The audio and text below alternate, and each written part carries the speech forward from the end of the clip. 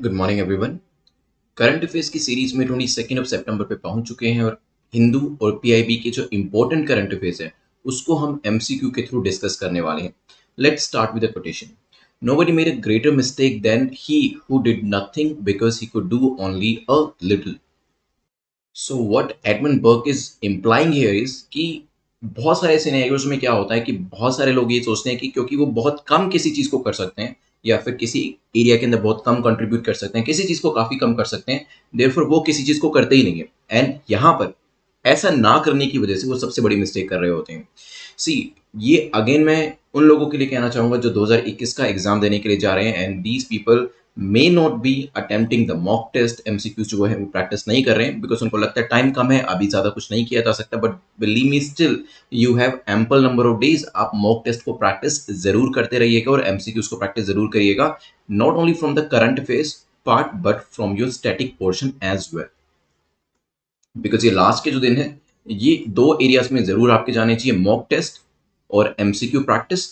And second is your revision, जो पूरे साल आपने मेहनत करी है, जो चीजें पढ़ी हैं उनको रिवाइज करना। This is not the time to study new thing, this is not the time to read new things. Even though current affairs definitely by Friday तक आपको कवर करने हैं, लेकिन अदर देन दैट कोशिश करें कि नई चीजें पढ़ने की बजाय आपकी जो ऑलरेडी एग्जिस्टिंग चीजें पढ़ी हैं उसको रिवाइज करिए और मॉक टेस्ट और एमसीक्यूज को प्रैक्टिस करते रहिएगा। This is brief introduction about me. My name is Prince Luthra, All India Rank 577 from UPSC CSE 2014 batch.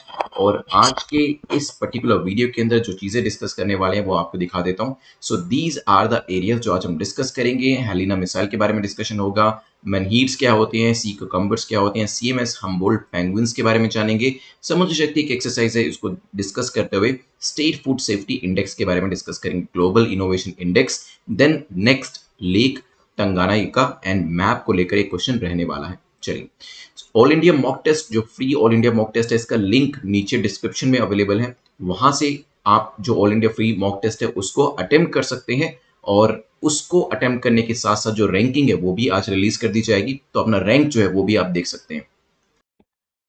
UPSC mock test series जो है इसका लिंक भी आपको exam.netmock.com पे मिल जाएगा, इसको भी आप अटेम्प्ट कर सकते हैं।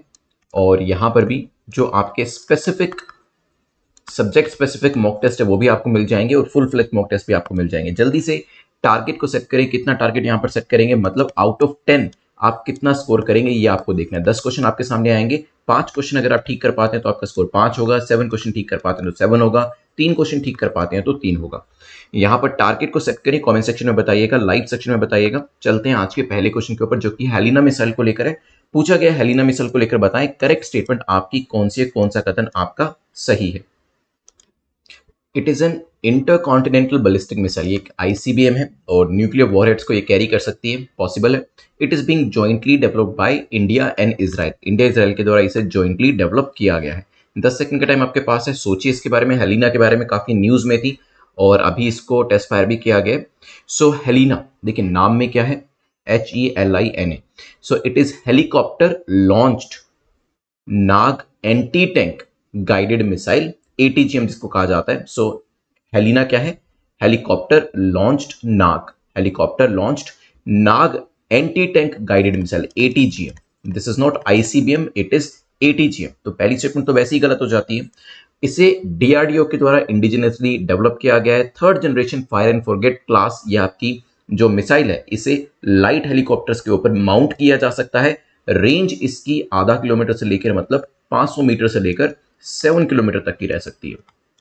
ठीक है, इंटरकॉन्टिनेंटल बैलिस्टिक मिसाइल एक मिसाइल है विद मिनिमम रेंज। यहां पर अगर हम आईसीबीएम की बात करते हैं तो 5500 किलोमीटर की रेंज इसकी रहती है ऑन एन एवरेज, लेकिन ये तो हमारी जो रेंज है 500 मीटर से 7 किलोमीटर है, तो आईसीबीएम तो वैसे ही नहीं हो सकती। ठीक है, और यहाँ पर it is not jointly developed by India and Israel, क्योंकि डीआरडीओ ने इंडिजिनियसली इसे बनाया है। दोनों स्टेटमेंट गलत होने की वजह से आंसर विल बी डी। ध्यान रखिएगा हेलिना को लेकर। चलते हैं नेक्स्ट क्वेश्चन के ऊपर जो कि मेनहीर्स को लेकर है। पूछा गया मेनहीर्स को लेकर बताएं कौन सी स्टेटमेंट आपकी करेक्ट है, कौन सा कथन आपका सही है। They are upright stone erected over the burial site during the paleolithic period. Paleolithic period के अंदर जो बरियल साइट्स होती थी जहां पे लोगों को दफनाया जाता था, वहां पर ये कुछ पत्थर इस तरीके से खड़े करके रखे जाते थे। हो सकता है menhirs mentioned in various ancient Tamil Sangam literature, menhirs जो है उनको तमिल संगम लिटरेचर में मेंशन किया हुआ है। 10 सेकंड का टाइम लीजिए, सोचिए इसके बारे में क्या आंसर होगा। फिर करते हैं डिस्कशन इसको लेकर। देखिए मेनहीर्स वैसे तो अगर मैं आपको दिखाऊं कुछ इसी तरीके के दिखाई देते हैं। देखिए कुछ इस तरीके के अपराइट पत्थर के तौर पे दिखाई देते हैं, बिल्कुल ठीक है। और बरियल साइट्स पे इसे लगाया जाता है, ये भी ठीक है। यहां तक तो स्टेटमेंट ठीक हो जाती है। But these menhirs are the upright stones from the megalithic period. अगर आप एनसीईआरटी बेसिक ओल्ड या न्यू दोनों में से कोई भी पढ़ेंगे तो वहां पर आपको इसके बारे में पता चलेगा, ठीक है। So they are not from the paleolithic sites, they are from the megalithic period. तो पहली जो स्टेटमेंट है वो इनकरेक्ट हो जाती है, बट यस संगम लिटरेचर के अंदर इसके बारे में मेंशन किया हुआ है। तो आंसर क्या हो जाएगा? B. In India archaeologists trace the majority of megalith जो है वो आपको आयरन एज से मिलते हैं, ठीक है। 1500 बीसी से लेकर 500 बीसी का जो टाइम पीरियड था। पिलियोलिथिक पीरियड तो बहुत पुराना है, बेसिकली हमारा पिलियोलिथिक तो 2.5 million years ago to 10,000 BC का पीरियड रहता है। तो इतने पहले ये नहीं पाए जाते थे, ये आपके आते हैं बेसिकली किस पीरियड से? मेगालिथिक पीरियड से, आयरन एज से। तो इसी वजह से पहली स्टेटमेंट आपकी इनकरेक्ट है। बट हाँ, तमिल संगम लिटरेचर जो है वहां पर इनका जिक्र है। और इसके अलावा जो आपके फेमस तमिल बुद्धिस्ट एपिक्स है वहां पर भी कुछ कुछ जगह पे इन बरियल्स के बारे में, जैसे कि मणिमकलई करके एक फेमस तमिल एपिक है, उसके अंदर भी इसके बारे में मेंशन किया हुआ है। चलते हैं यहां से आगे बढ़ते हुए क्वेश्चन नंबर 3 के ऊपर, जो कि सी कुकम्बर्स को लेकर है। सी कुकम्बर्स को लेकर पूछा है कि बताएं कौन सी स्टेटमेंट आपकी करेक्ट है, कौन सा कथन सही है। ये वाइल्ड लाइफ प्रोटेक्शन एक्ट 1972 के शेड्यूल 1 में आते हैं। वर्ल्ड्स फर्स्ट सी कुकम्बर कंजर्वेशन एरिया जो है वो लक्षद्वीप के अंदर लोकेट करता है। तो यहाँ पर टाइम पीरियड मैंने शुरू कर दिया आपका, सोचिए इसके बारे में। सी कुकम्बर्स जो है आपके, sea cucumbers they are the marine animals which are found on the sea floor world wide with a leathery skin. और ये जो है बेसिकली खीरे जैसे, कोकम्बर जैसे दिखाई देते हैं, इसी वजह से इनका जो नाम है क्यूकम्बर प्लांट के तौर पे ही रखा गया है। In India they are under schedule 1, ये शेड्यूल 1 के अंदर आते हैं वाइल्ड प्रोटेक्शन एक्ट 1972 के हिसाब से। और जैसे टाइगर को एक कंजर्वेशन दिया गया है शेड्यूल 1 का, वैसे ही इसको भी दिया गया है, ये भी ध्यान रखिएगा। डॉक्टर के मोहम्मद कोया सी कुकम्बर कंजर्वेशन रिजर्व दुनिया का पहला सी कुकम्बर रिजर्व कंजर्वेशन एरिया है, जो कि आपको मिलेगा लक्षद्वीप के अंदर। तो सेकंड स्टेटमेंट जो है वो भी करेक्ट हो जाती है, और इसी वजह से आपका जो आंसर है वो क्या हो जाता है? वो सी हो जाता है, ठीक है। ध्यान रखिएगा इसके बारे में।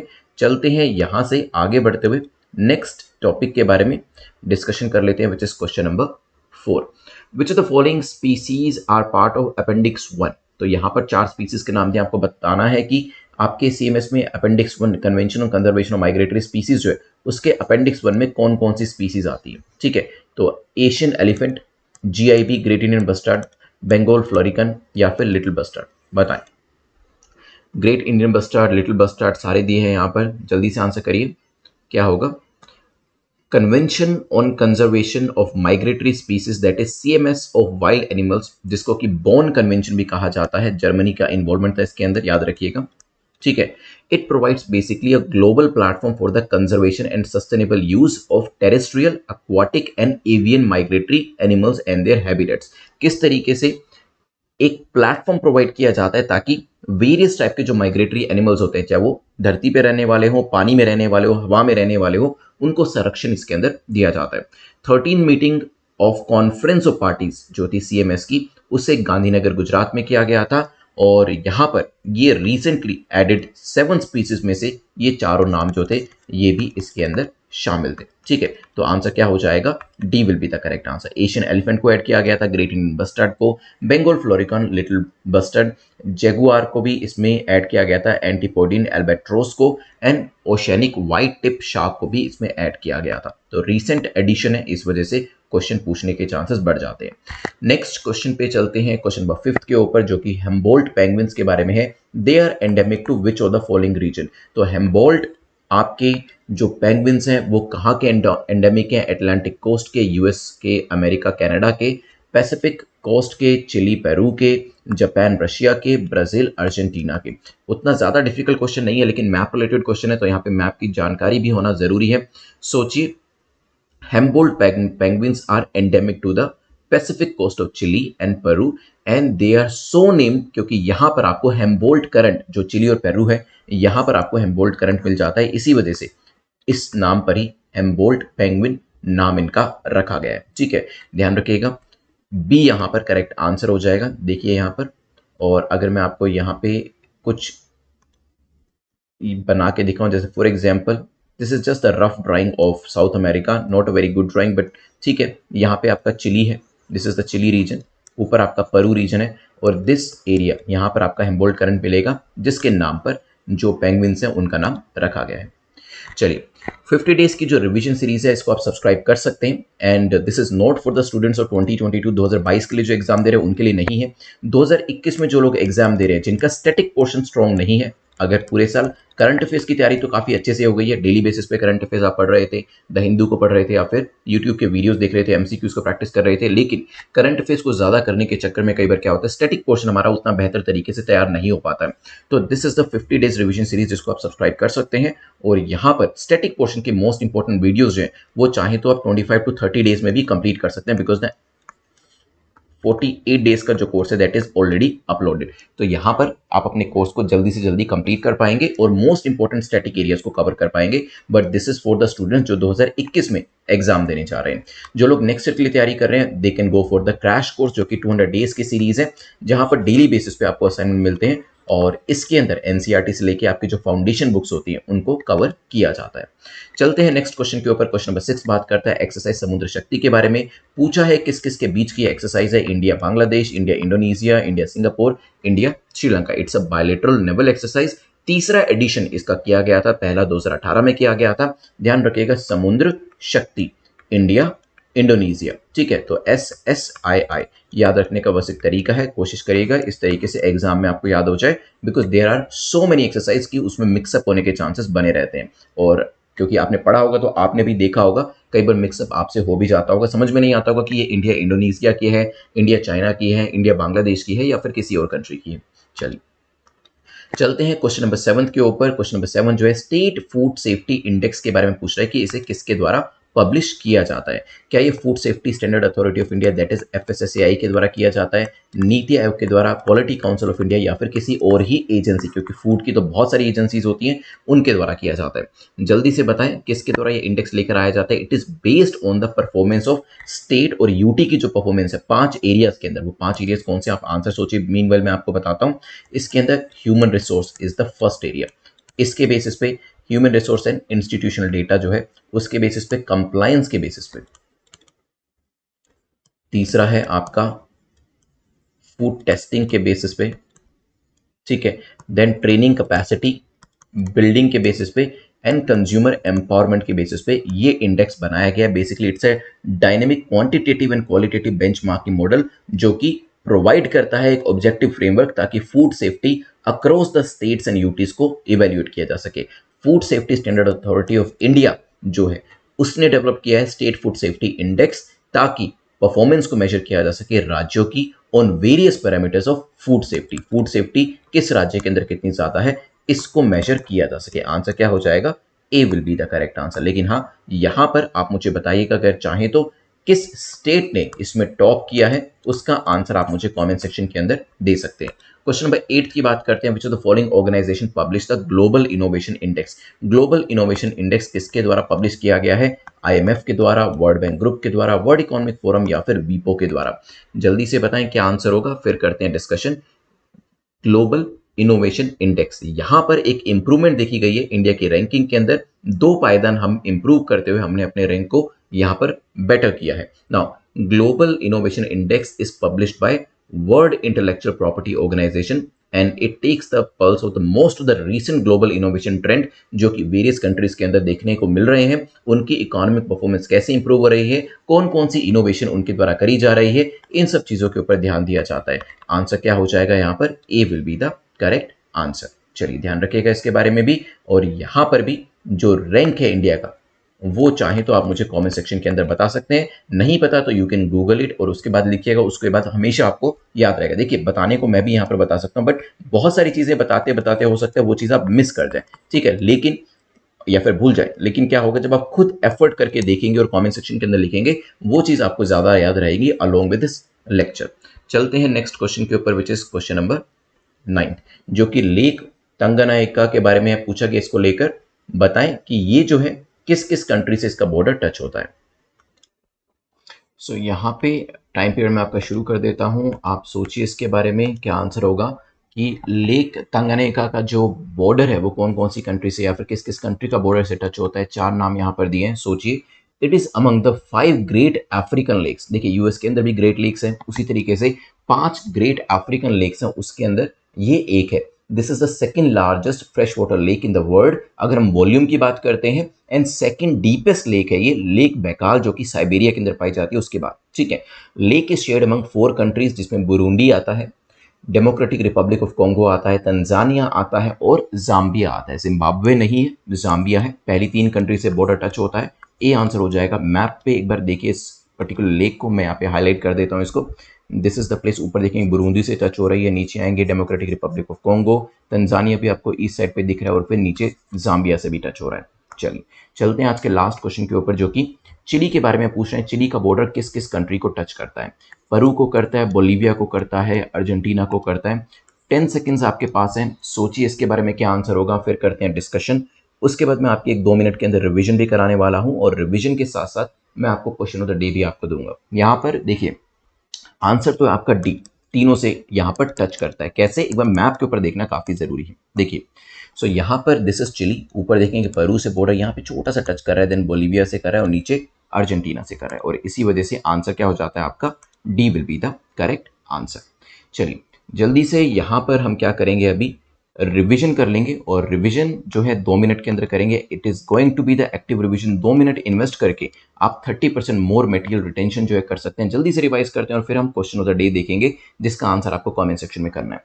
और यहाँ पर जब मैं आपके सामने क्वेश्चन लेकर आता हूँ, ये चीज ध्यान रखिएगा, एक्टिव रिवीजन का मतलब है कि जो क्वेश्चन मैं आपसे पूछता हूं उस क्वेश्चन को लेकर जो स्क्रीन पे आपके सामने है वो तो आंसर आपको करना है, लेकिन उसके अलावा भी जो भी इंफॉर्मेशन आपने पूरे लेक्चर में गेन करी है उस पर्टिकुलर टॉपिक को लेकर वो भी आपको कमेंट सेक्शन के अंदर लिखते जाना है। जो स्टूडेंट जितनी ज्यादा चीजों को रिकॉल करके कमेंट सेक्शन में लिखेगा उसकी प्रोबेबिलिटी एग्जाम को क्रैक करने की उतनी ज्यादा हो जाती है।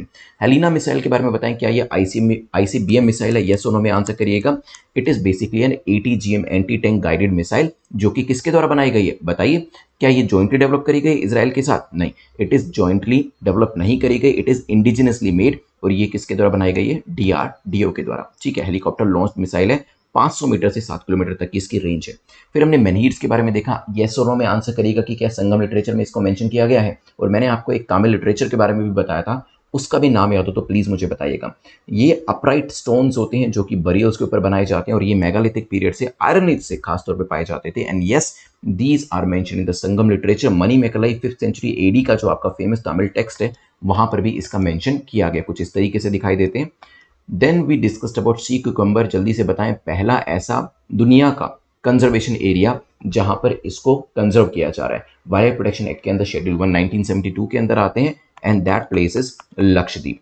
फिर हमारा डिस्कशन हुआ था सीएमएस को लेकर। जल्दी से बताएं सीएमएस अपेंडिक्स 1 में इन चारों में से या फिर कोई भी नाम बताएं जो सीएमएस अपेंडिक्स 1 में स्पीसीज आते हैं। यहां पर तो ये चारों ही नाम थे, इसके अलावा जो जैगुआर था और एंटीपोडियन शार्क जो थी वो भी इसके अंदर ऐड करे गए थे। फिर हमने डिस्कशन किया हैम्बोल्ट पेंगुइन्स के बारे में। जल्दी से मुझे बताएं कौन सी कंट्रीज के पास मिलते हैं, किसकी कोस्ट पे मिलते हैं जहां पर हैम्बोल्ट करंट पाया जाता है। हैम्बोल्ट करंट कोल्ड करंट है या वार्म करंट है? अगर आपको इसकी नॉलेज है बेसिक ज्योग्राफी की तो यहाँ पर इसके बारे में भी जरूर बताएगा, नहीं तो ज्योग्राफी के लेक्चर्स अवेलेबल हैं वो आप देख सकते हैं यूट्यूब के ऊपर ही नेटमॉक चैनल के अंदर। नाउ यहाँ पे Pacific coast of Chile Peru में ये आपको मिल जाता है।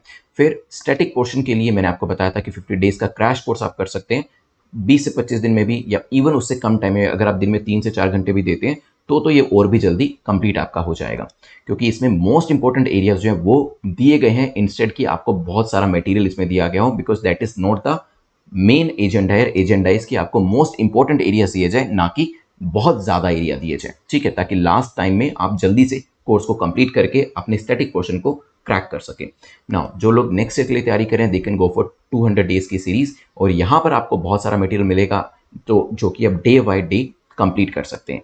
नेक्स्ट क्वेश्चन में एक्सरसाइज समुद्र शक्ति किस किस के बीच में होती है, जल्दी से बताएं। नेवल एक्सरसाइज है, 3rd एडिशन है, इंडिया इंडोनेशिया के बीच में। फूड सेफ्टी इंडेक्स कौन लेकर आता है, नाम बताएं। 5 एरियाज बताए थे जिसमें ह्यूमन रिसोर्स, इंफ्रास्ट्रक्चर, सर्वेलेंस और ट्रेनिंग, कैपेसिटी बिल्डिंग और कंज्यूमर एम्पावरमेंट शामिल था। Food safety standard authority of India इसको लेकर आता है, ये भी ध्यान रखिएगा।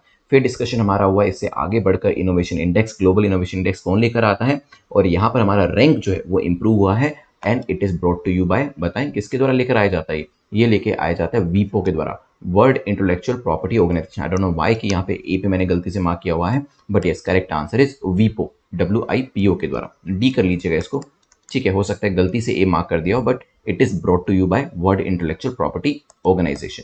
देन नेक्स्ट क्वेश्चन में, क्वेश्चन नंबर 9 के अंदर डिस्कशन हुआ कि लेक तंगनेका किस किस को टच करती है। 3 कंट्रीज के नाम दिए हैं, इनके नाम बताएं मुझे। चौथी कंट्री जिसका नाम नहीं दिया वो भी बताइएगा। So Burundi is there, Democratic Republic of Congo is there, Tanzania is there, and the fourth country is not Zimbabwe, it's Zambia. ठीक है, ये कुछ इंपॉर्टेंट चीजें अगर आपको याद है तो इसे भी रिकॉल करके मुझे कमेंट सेक्शन के अंदर लिखकर बताएं। चिली का बॉर्डर किस किस से टच होता है, जल्दी से 3 कंट्रीज के नाम मुझे बता दीजिए। चिली का बॉर्डर जिन जिन से टच होता है, मैप के ऊपर भी देख सकते हैं आप। सो अर्जेंटीना, बोलीविया, क्या पेरुगे से करता है? नहीं, पेरुगे तो लैंडलॉक्ड है, यहाँ पर नहीं टच कर रहा है। ऊपर पेरू आपको दिखाई दे रहा होगा। चलिए क्वेश्चन ऑफ द डे मैं आपको दिखा देता हूं जो आपको आंसर करना है। देखिए, Haiti, Chile, Tamenglong orange GI tag इनको दिया गया है। ये कौन से राज्य से आते हैं? मेघालय, असम, मिजोरम, मणिपुर। इसका आंसर आपको देना है कमेंट सेक्शन के अंदर। तो यूट्यूब का जो कमेंट सेक्शन है वहां पर आप इसके आंसर को जरूर दे दीजिएगा। नाउ यहां पर जल्दी से अपने मार्क्स मुझे बता दीजिए, आउट ऑफ 10 कितना आपने स्कोर किया, ताकि पता चल सके कि टॉपर कौन है। और यहां पर अगर 6 या 6 से ज़्यादा का आपने स्कोर किया तब आप सेफ जोन में आ जाते हैं। लेसन 6 तो एक बार लेक्चर को दोबारा देख लीजिएगा, प्रैक्टिस जो है वो काफ़ी करना ज़्यादा इंपॉर्टेंट हो जाता है। तो you can watch the lecture again. अगर 6 से कम स्कोर है, 6 से ज़्यादा स्कोर है, तो लेक्चर को दोबारा देखने की जरूरत नहीं है। लेकिन हाँ, नोट्स बनाने के लिए आप दोबारा देख सकते हैं, क्योंकि फर्स्ट टाइम में नोट्स नहीं बनाने होते हैं। When you watch the lecture for the second time तब आप अपने नोट्स बना लीजिएगा। वैसे पीडीएफ जो है मैं इसकी टेलीग्राम पे शेयर कर दूंगा, जिसका लिंक नीचे डिस्क्रिप्शन में आपको मिल जाएगा। Thanks for watching this lecture. Have a nice day, take care, good bye.